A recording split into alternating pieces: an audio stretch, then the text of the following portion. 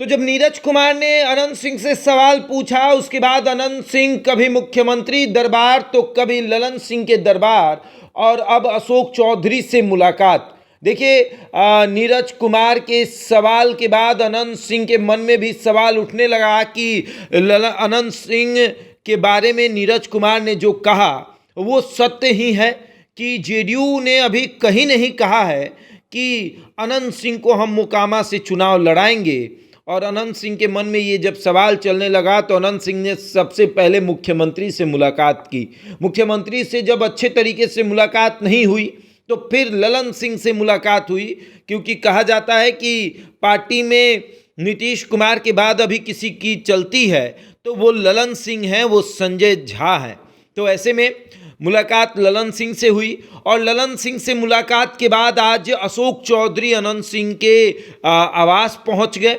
उनकी पत्नी का जो विधायक का आवास है वहाँ पहुँचे और वहाँ पर उन्होंने मुलाकात कर ली। मुलाकात करके बातचीत हुई कि भैया किस तरीके से क्या करना है। और उसके बाद अशोक चौधरी का ये बयान आता है कि अगर अनंत सिंह मोकामा से चुनाव लड़ते हैं तो पार्टी को ज़्यादा मेहनत करने की ज़रूरत नहीं पड़ेगी। अंततः ये माना जा रहा है कि जेडीयू के तरफ से एक नेता का बयान आ ही गया कि अनंत सिंह अगर जेडीयू के तरफ से लड़ते हैं तो उनको ज़्यादा मेहनत करने की ज़रूरत नहीं पड़ेगी। और अब तस्वीरें कुछ अलग बयां कर रही है। नीरज कुमार इन बातों को लेकर बार बार ये बातें कह रहे थे कि क्या टिकट फाइनल हो गया है, जो बार बार इन बातों को मीडिया के सामने कहा जा रहा है, क्या किसी ने कह दिया है। और जब एक पार्टी का प्रवक्ता बोलता है, मतलब पार्टी बोलती है, उस पार्टी का अगर नेता विधायक कोई बोलेगा तो उतना मायने नहीं रहता है जितना प्रवक्ता के बोलने का मायने निकलता है। प्रवक्ता, और वो भी मुख्य प्रवक्ता, और वो भी नीरज कुमार जैसे प्रवक्ता जिन्होंने कह दिया मतलब कह दिया, ये माना जाता है। उनके तरफ से जब ये कहा गया कि भैया टिकट फाइनल हो गया है क्या, अब उनकी इच्छा तो हर पार्टी से रहती है ना, कभी राजद से, कभी जेडीयू से, कभी कांग्रेस से, कभी निर्दलीय। और उस पर अनंत सिंह ने कहा था कि इन नीरजवा के दिखावे ला हम 2015 में पार्टी छोड़े थे कि हम निर्दलीय लड़के भी जीत सकते हैं। और वही नीरज कुमार अनंत सिंह के खिलाफ 2015 में चुनाव भी लड़ते हैं। और अब कई तरह की बातें सामने आ रही है।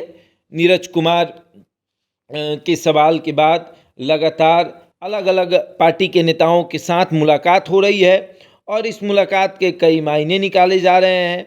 कहा यह जा रहा है कि भैया ये मुलाकात इसलिए भी क्योंकि नीरज कुमार ने जो कहा था वो सत्य है और अनंत सिंह को ये बात सही भी लगी। हालांकि मीडिया के सामने कैसे वो कह सकते हैं कि नीरज कुमार ने जो कहा वो सही है।